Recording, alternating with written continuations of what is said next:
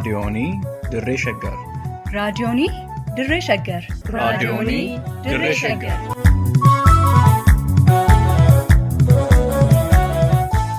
Raadiyoonii Dirree Shaggar. Raadiyooniin Dirree Shaggar torbaan guutuu guyyoodhaan galgalatti sa'aatii tokkorraa eegalee hamma sa'aatii tokkoof walakkaatti dambalii gabaabaa meetir baandii 19 kiiloo heerzii 15,415 irratti qophii dabarsuu amma jalqaba. Raadiyoonii Dirree Shaggar.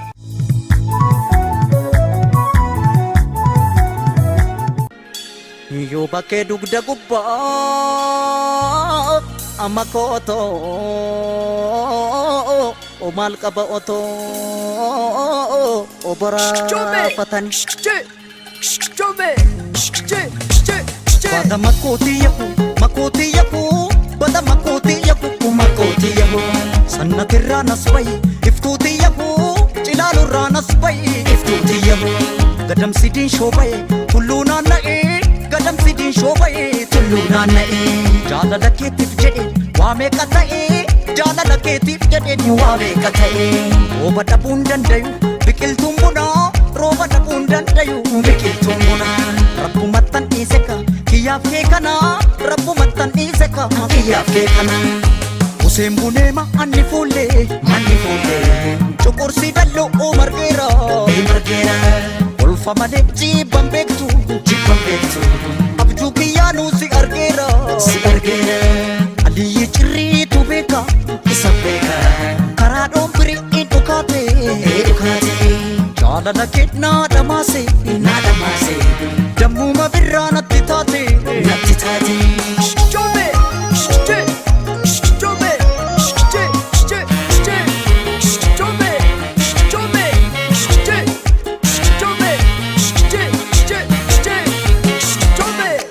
Ilaaluttan ulbaa kuulatu silaasin argaa miti kaa dammato silaasin argaa miti kaa argaa keetan nama dammato waabee naanna'uu kooti kaa kuulatu waabee naanna'uu kooti kaa ilaaluttan ulbaa kuulatu silaasin argaa miti kaa dammato eessaansi argaa miti kaa argaa keetan nama dammato waabee naanna'uu kooti kaa kuulatu waabee naanna'uu kooti kaa Useen buneema anni fuullee cuqursii dalloo margeera olfa malee jibban beektu abjuu kiyyaanuu si argeera aliyyi cirriitu beeka isa beeka karaa dhoombirii dhukaate jaalala kee naa dhamaase dammuma birraa natti taate Useen buneema anni fuullee cuqursii dalloo margeera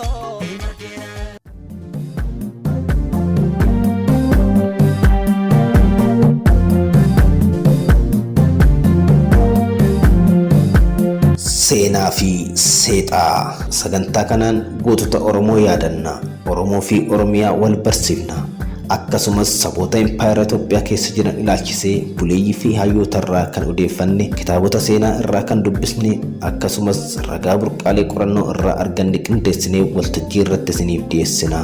Seenaa fi seexaa.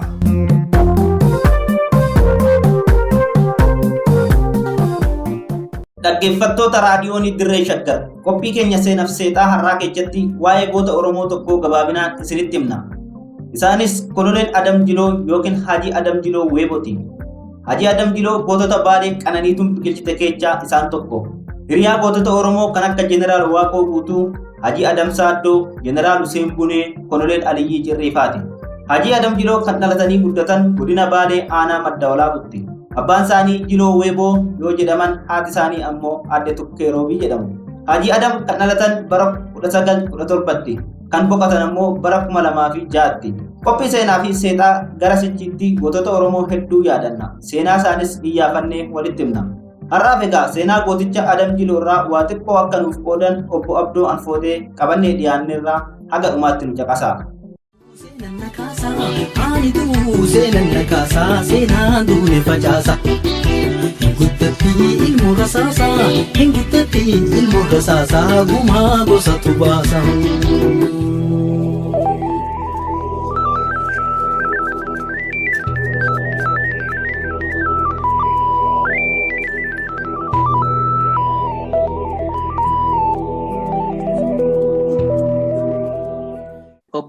Abdoo Anfootee waa'ee Haajii Adam Jiloo Weeboo hamma tokko waan beektan nutti himuudhaaf waan nu faana argamtaniif isin galateeffanna.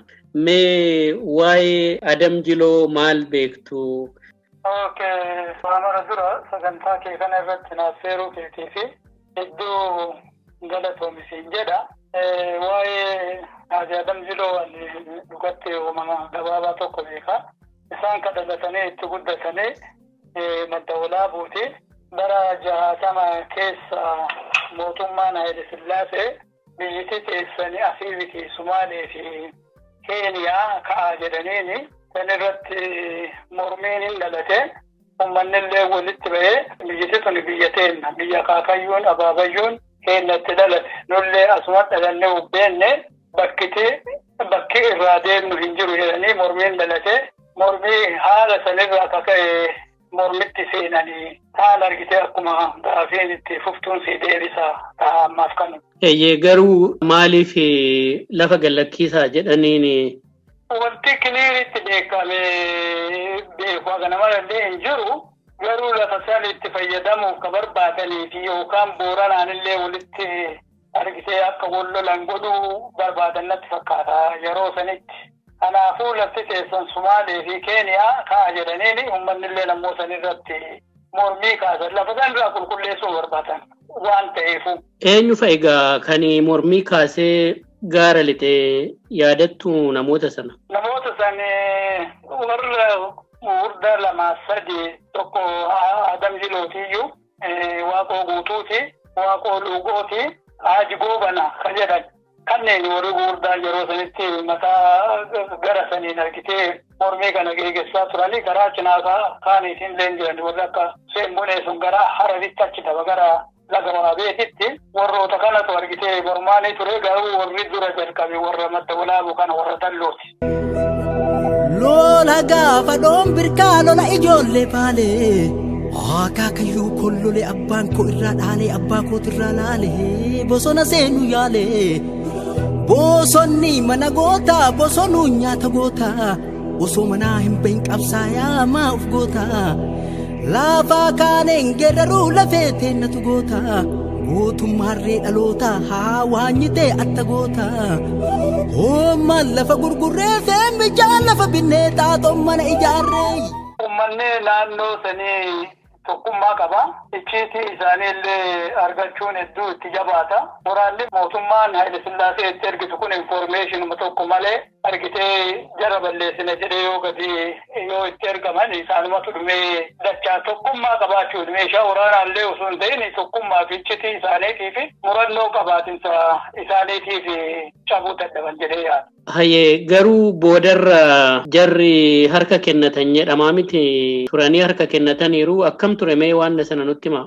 Akkaataan itti harka kennatani mootummaan Haayile Sillaasee karaa Afrikaa Yuuniyeeniin Sumaaleen akka isaanii gargaarsa hin goone goote. Waraanni gama Sumaalee gad ergatanii isaan eeggatanillee Sumaaleen waan karaa dippiloomaasiitiin akka gargaarsa hin gooneef mootummaan Haayile Sillaasee goote warri gad ergatanillee achumatti hafe. Sapilaayiin argitee wanta akka qawwee wanta akka xiyyiitii wanti dhufuuf hin dhaabate.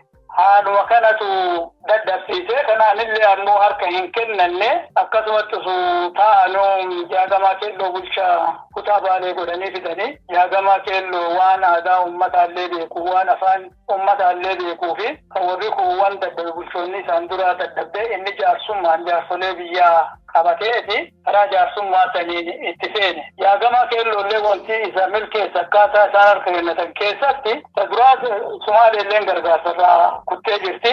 Isaan illee rakkoo keessa jiranii gama biraatiin argitee dippiloomaasiin illee waan maraanuu argitee mootummaan Itoophiyaa waan lafa itti xiqqeessitee fi jaagamaan argitee kana lamaan yeroo kana keessatti carraa argateeti manguddoota illee amansiisee warra akka Waaqoo Guutuu akkasitti harka kennachuu danda'a. Adam Jiloo ammoo yoo ta'ani harka hin kennan. Inni akka dubbiin gama Sumaaleetiin waa badan argeeti Waaqoon maal jedhani. Sumaalee keessa rakkoo wayii dhalachuun oolu namni waraanni nu ergannellee nutti deebi'uun oolu osoo mootummaan Haayile Sillaasee Sumaalee sun harkaan nun qabine gama Sumaalee haa deebinu jedhee gaafateera Waaqoon. Waaqo ammoo an uummata kiyya fichisiiseeti bineensatti dhiisee Sumaaleetti hin deebi'u jedhee didee biyyuma keessatti hafee Adam Jiloo Sumaaleetti deebi'ee Waaqo biyya keessatti hamnaan argitee karaa jaagamaatiin akkasitti inni harka kennachuu danda'e Adam Jiloo Sumaalee gad deebi'e jechuu yeroo sana.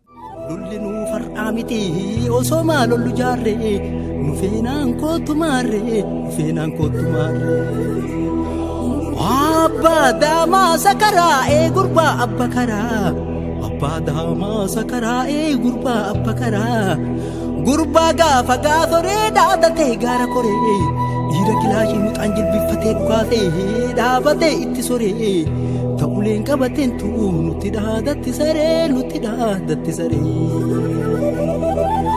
Uumarii tuqaan feenee tuttuqanii alanaa akka simbira barii waccisiisee garanaa haadheen gadda waggaa tokko waggaa lamaan baranaa mallattoon itti himaa dhageeffadhaa jaranaa.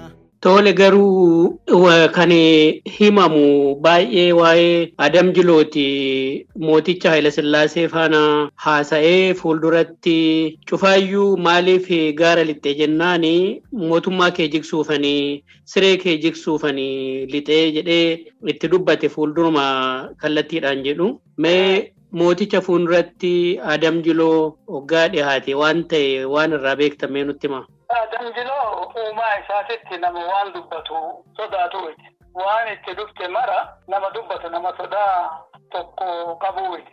Adam Jiloo naannawa dargiin qabachuu kaasetti argitee Sumaaleen ammallee marraa lammataatiif waraana leenjiftee biyyatti ol baasuu barbaadanii Soobraa jedhaniin kun dhoongire. Soobraa san keessatti Sumaaleen ba'aa lolaanii jette. Amma yeroo kana Waaqoo guutuu biyya jira Adam Jiloo Sumaalee jira mataa waraanaa amma Adam Jiloo. Baa jennaan maaliin baanaa makaafameen baanaa jedhanii Sumaaleen wallaban Oromoo malee sochoonuu jedhe Adam Jiloo. Sumaaleen dura biyya teessanitti seenaatii agarsiisa achi booda maqaa baafattanii jetteen Adam Jiloo kana hin didee dooloo Sumaalee dhufee dooloo Itoophiyaatti harkaanfateetuma harka kennatee achi harka kennannaan jaagamaa keelloo faatii yeroo san helikoophteraan fuuteeti goobba geessitee goobbarraa Finfinnee Haile Sillaasee bira geessitee osoo Haile Sillaasee bira hin geessin jaagamaan argitee Adam Jiloo gorsaa ture nambar waan Adam Jiloo harka kennatu uffatallee hin qabu Haile Sillaasee dura osoo hin dura uffata si hodhisiisee uffatallee hin hodhisiiseeti ammallee Haile Sillaasee bira yoo deemnu uffata addaa si hodhisiise kan uffattee dhatten jedheeni tole jedheeni hoteelatti deebisee ganama argitee yeroo akkanaatu wala arginu hoteelatti uffannilleen uffata masiifite kana uffata Haile Sillaasee durallee usuu hin ga'ini sadi gadi jenna akkan akkuma qabaadeeree jaagamaan biraa deeme. Ganama yoo jaagamaan itti deebi'u Adam Jiloo beekamaan leetii jalaa ta'ee itti gadi bu'e. Yoo inni hoteelaa itti gadi bu'e jaagamaan waan Haile Sillaaseen qataroo qabuuni. Jalaa barfate jechuudha jaagama. Haile Sillaaseen waan qataroo qabu waan leetii ta'ee fi waan inni uffatellee ilaalle makiinama keessa kaatee ol qajeele. Gara masaraa Haile Sillaasee yoo deeman booda wayii ol ba'an jedhanii. Yoo akkana duuba garagalee makiinaa keessa ilaaluu Adam Jiloo uffatuma isaa kan uffatee deema. Adam maal uffata taleesi biti san uffatu sin jedhe maal uffatini jennaaniini yoo ko uffata geessitu taate hoteela jira deemi hoteelaa fuudhii geessi yoo ana ka geessitu taate si wajjin jira jedheen jaagamaallee waa yeroo hin qabneefi akkasuma geessanii Haile Sillaasee dura hin gaanii jaagamaan gadi jedha Adam Jiloo qajeelee dhaabataa taanta Haile Sillaasee duratti waan ta'e taanseetuma si hima jechuudha. Mallattoo itti himuu tajarruu baattee deemtuu eenyu nun gaafattanii raasaa laaltanii beeytu taa akka egeree kotteeleen ol dachaate koo kottooytummaan hundi ayceedhaan nama taate dulla nurratti banti dulla irra rarraate taa osoo na doohattu goljaan caccabsee nyaate qabso caccabni jetti qabsaa hacimaa taate haa jettuu homaa miti nurra qabsaa ikkaate qabsoo yoom taphataate. Adam gad jechuu didee jaagama hordofee gad jechuu didee san booda maal ta'e? Maal ta'e amma san booda wanti ta'e Haile Sillaasee dura geennaani Haile Sillaasee maa shaffattan jedheen Adam Jilooti. Warra aatin nurratti shuumtee gadi nutti ergitetu biyyiti teessan asii biti Sumaalee fi Keeniyaa deemaa nuun jennaani kanaaf shaffannee jedheen. Jennaani nama Haile Sillaaseen manguddoolee isinitti erginee helikoofteraanillee waraqaa facaasaati biyyiti nagaa galaa isiniin jedhaan hin turre jedhaan. Kana jennaani nu shaffannee eega gaara seennee qawwee waraana kee xorsaayitii gahin ajjeeftii argine nuttuu tolee jedheen Adam Jiloo. Haile Sillaaseen amma jidduu sanatti aareeti namni tokko qawwee 2-3 yoo argatee gaara seenu nugusa ufse'aa jedheen. Inni Haile Sillaaseen sajjannaan Adam Jiloolleen namni tokko illee hin jiraani yoo anilleen nugusummaani ilma kiyya dabate ka jedhu jiraani jedheeni achitti argitee dubbi xiqqoo walitti hin darbatanii yaadamaa yoo inni akkana jedhu kana mara miilaan irra ejjata waan san hin jedhin jechuu isaati. Miilaan irra ejjata waan san hin jedhin jechuu isaati. Irra ejjataa tuma sutura akka ta'etti Haile Sillaasee biraa hin fixatanii Haile Sillaasee biraa fixatanii yoo amma gara hoteelaa deebisuuf deemu jaagamaani Adam yoo akkasi miilaan sirra ejjadhu sani waan asin dubbattu san hin dubbatin siin jechuu kiyya maa dubbattee jedhaan yoo darra asin ejjattu san waan itti jabeesse naan jette feetu iyyuu jabeessee jedheen. Garuu mootichi aarii sanaan homaa hin goone. Hinjirreen jiraa gadi hin duuneen du'aa olii miseensi warra du'ee sireen fe'anii ceetee hiree waliin nufinnaan hiriyyaadha nu seete taa dhalattee isiituu yoo haati beeyte malee abbaanuu quban qabne dhalattuu karaa gubbaa ala kanaa dadhabne taa harka nama buune osoo harkaa nu qabne harka nu tureessitiif harka bayuu dadhabne geerarsaan susukkuumna hundaa walitti qabne yoom jecha isii dhabne yoom jecha isii dhabne.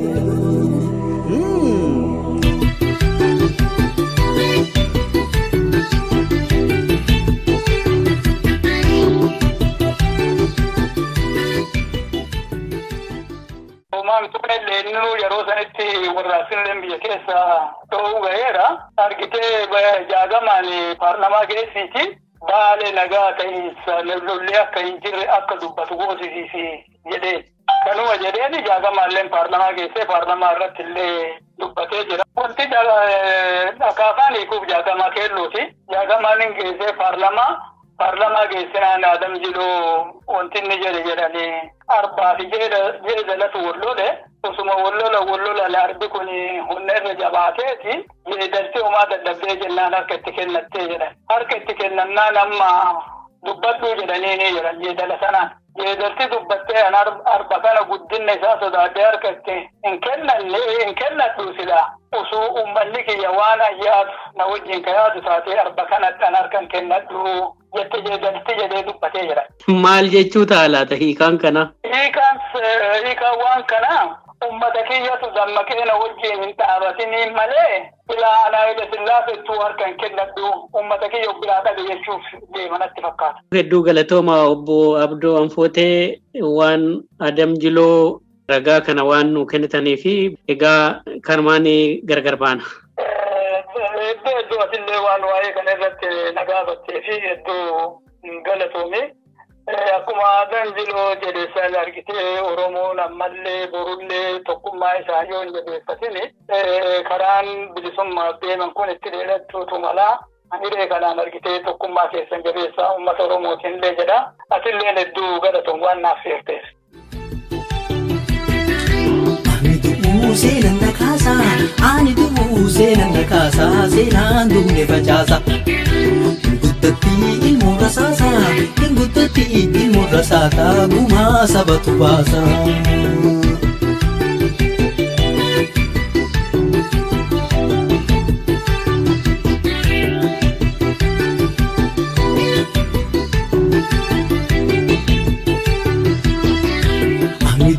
Seenan na kaasa, ani du'u seenan na kaasa, seenaan du'ne facaasa. Hinguddatti ilmoo rasaasa, hinguddatti ilmoo rasaasa, gumaa gosatu baasa.